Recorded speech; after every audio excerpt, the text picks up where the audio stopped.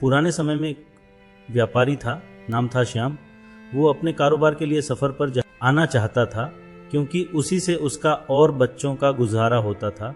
उसके 2 बच्चे थे। बड़ा बेटा नरेंद्र सीधा साधा और मजबूत, जो बाजार में बाप का हाथ बंटा था, और छोटी बेटी सुमित्रा, जो माँ से भी ज्यादा सुंदर और बाप जितनी समझदार थी। उनकी माँ का सालों पहले देहांत हो गया था, तो घर की सारी जिम्मेदारी श्याम पर थी। श्याम ने सफर पर आने से पहले आंगन में बच्चों को बुलाया और कहा, इस बार मैं कारवां के साथ व्यापार के लिए जा रहा हूँ। नरेंद्र बोला, भगवान आपका काम सफल करे पिताजी, अगर आप कहें तो मैं भी साथ चलूं, व्यापार सीख लूं। श्याम मुस्कुरा कर बोला, यही तो मैं चाहता था बेटा।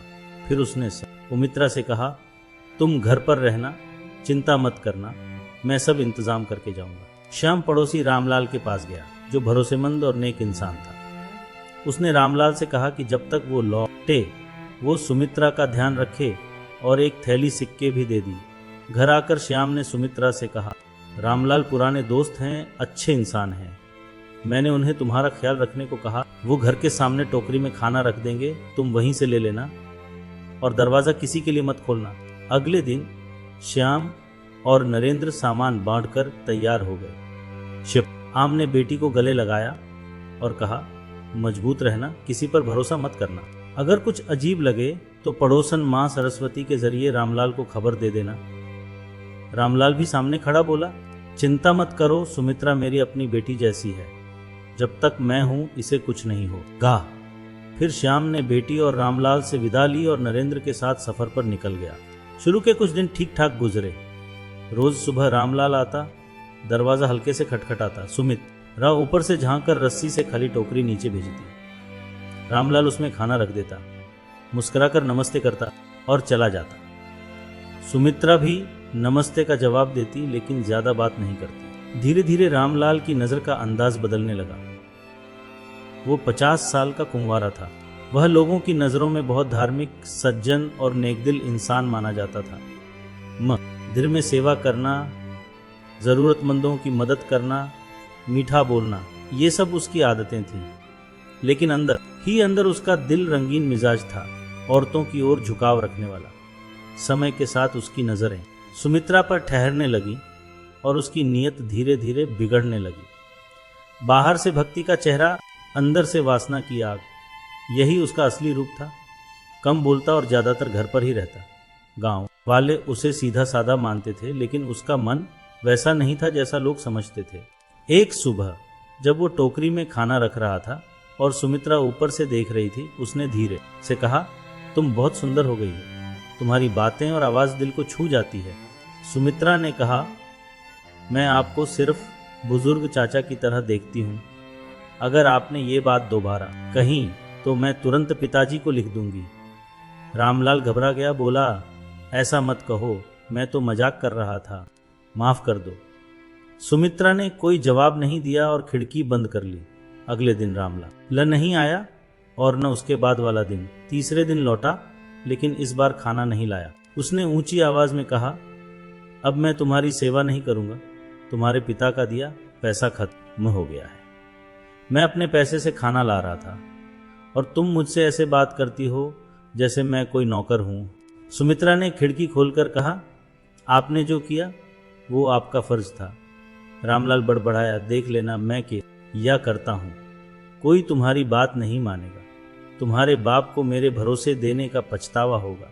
इसके बाद पड़ोसन माँ सरस्वती ने सुमित्रा की मदद शुरू कर दी। वो रोज खाना पहुंचा देती थी। रामलाल दूर से यह सब देख रहा था। उसे शक था कि सुमित्रा ने उसकी शिकायत करनी शुरू कर दी है। एक रात सुमित्रा गीता पढ़ रही थी, तभी उसे बाहर किसी के कदमों की आहट सुनाई दी। फिर दरवाजे पर दस्तक हुई। उसने देखा तो दरवाजे के नीचे एक छोटा सा कागज पड़ा था, जिस पर कोई नाम नहीं था। खोलने पर उसमें धमकी लिखी थी, कसम है अगर तुमने मुझसे पंगा लिया तो मैं तुम्हें सबक सिखाऊंगा।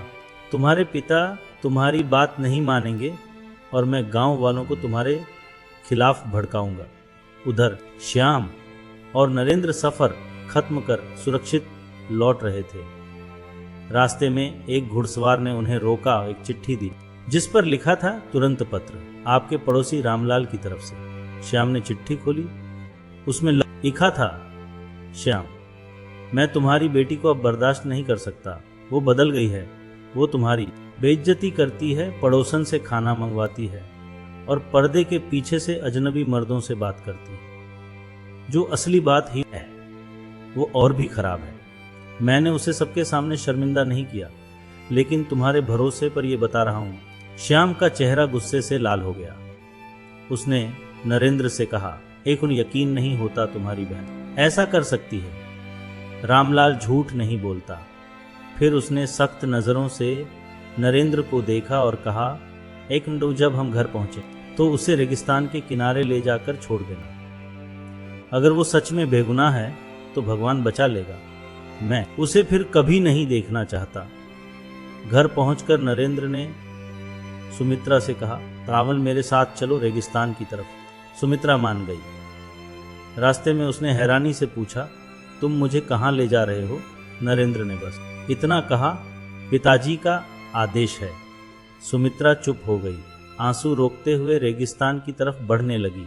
उसे समझ नहीं आ रहा था कि भाई उसे कहाँ और क्यों ले जा रहा है। रास्ते में नरेंद्र ने सुमित्रा से पूछा, तुमने माँ सरस्वती से मदद क्यों ली? जब रामलाल नहीं आया तो पिताजी को चिट्ठी क्यों नहीं भेजी? सुमित्रा ने गहरी सांस लेकर कहा, तुम्हारा मतलब क्या है? नरेंद्र ने रामलाल वाला पत्र पढ़कर सुनाया और बताया कि पिताजी ने उसे रेगिस्तान में छोड़ने का आदेश दिया। सुमित्रा रोते हुए बोली, तो पिताजी ने उस घटिया आदमी की बात मान ली और अपनी बेटी पर भरोसा भी नहीं किया। और तुम, क्या तुम्हें अपनी बहन का स्वभाव नहीं पता, जिसके साथ तुम बचपन से पले बड़े हो? नरेंद्र ने कहा, हमें तुम्हारा कोई पत्र नहीं मिला। सुमित्रा बोली, मैंने 3 पत्र भेजे थे जिनमें सब सच्चाई लिखी थी। मैंने माँ सरस्वती को दिए थे कि वो पिताजी तक पहुंचा दें, लेकिन शायद उसने भी धोखा दिया। नरेंद्र चुप हो गया, फिर बोला, रामलाल अच्छा आदमी है, वो झूठ नहीं बोल सकता। सुमित्रा ने कहा, एक रव वो बाहर से धार्मिक और सीधा साधा दिखता था, लेकिन जब उसने मुझे अकेला पाया तब उसने अपना असली रूप दिखाया। वे रेगिस्तान के उस वीरान हिस्से में पहुंचे जहां कभी अपराधियों को सजा के लिए छोड़ दिया जाता था। नरेंद्र ने सुमित्रा की कलाई पकड़ी और कांपते हुए कहा, पिताजी ने कहा था तुम्हें यहीं छोड़ कर लौट आऊं, लेकिन मैं अपनी छोटी बहन को देख रहा हूं जिसे मैंने पाला है, उसे यहां मरने नहीं छोड़ सकता। घर जाने से पहले नरेंद्र सीधे माँ सरस्वती के घर पहुंचा। माँ सरस्वती दयालु और समझदार औरत थी जो दाई का काम करती थी। दरवाज़ा खटखटाने पर उसने दोनों को देखा और बोली, अच्छा हुआ तुम दोनों वापस आ गए। सुमित्रा ने गुस्से में कहा, तुमने मेरा भरोसा तोड़ा। माँ सरस्वती सब समझ गई। वो अपने छोटे संदूक के पास गई और 3 चिट्ठियाँ निकाली जो सुमित्रा ने पिताजी के लिए लिखी थी। नरेंद्र ने पढ़ा, पहली चिट्ठी, प्यारे पिताजी, रामलाल बदल गया है। उसने मुझे अजीब बातें कही, मैंने खिड़की बंद कर दी, डर लग रहा है। तीसरी चिट्ठी, पिताजी, लगता है कि कोई रात को मेरी जासूसी करता है। मुझे एक धमकी वाला पत्र मिला जिसकी लिखावट रामलाल जैसी है। अगर मुझे कुछ हो जाए तो जान लीजिएगा कि मैं बेगुनाह हूँ। नरेंद्र ने पूछा, आपने ये चिट्ठियां हमें क्यों नहीं भेजी? माँ सरस्वती ने माफी मांगते हुए कहा, त्रावे बेटा, मैं मजबूर थी।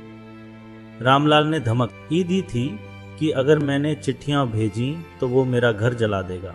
सुमित्रा समझ गई कि माँ सरस्वती भी रामलाल की शिकार थी। नरेंद्र ने बहन से माफी मांगी और उसे गले लगा लिया। नरेंद्र सुमित्रा को लेकर घर पहुंचा। श्याम ने गुस्से में कहा, तुम उसे वापस क्यों लाए? नरेंद्र बोला, पिताजी, क्योंकि ये बेगुनाह है। फिर उसने वो चिट्ठियां दिखाई। श्याम की आंखों में आंसू आ गए। उसने सुमित्रा को गले लगाया और कहा, त्रय माफ कर दो बेटी, मुझसे बड़ी गलती हो गई। सुमित्रा ने कहा, दिल भी गलती कर सकता है, लेकिन माफी इल्जाम से बेहतर है। श्याम ने गांव की पंचायत और माँ सरस्वती को बुलाया और सबके सामने पूरा सच बताया। फिर जोर से बोला, रामलाल तू धोखेबाज है। गांव वालों ने रामलाल को हमेशा के लिए निकाल दिया। श्याम के घर में फिर से शांति और भरोसा लौट आया। सबने ये सबक सीखा कि बिना जांच पड़ताल के जल्दी फैसला नहीं करना चाहिए, वरना बेगुनाह सजा पा सकता है और गुनहगार बच सकता है। यह कहानी हमें सिखाती है कि जल्दबाजी में निर्णय लेने से पहले सत्य की गहराई से जांच करना जरूरी है। धैर्य और निष्पक्षता के साथ लिए गए फैसले ही न्याय सुनिश्चित करते हैं। यह हमें सच्चाई के प्रति सजग रहने और दूसरों के प्रति निष्पक्ष व्यवहार करने की प्रेरणा देती है। अगर आपको ये कहानी पसंद आई तो हमारे चैनल को लाइक करें, कमेंट करें और सब्सक्राइब करें। जल्द ही मिलेंगे एक नई रोचक कहानी के साथ।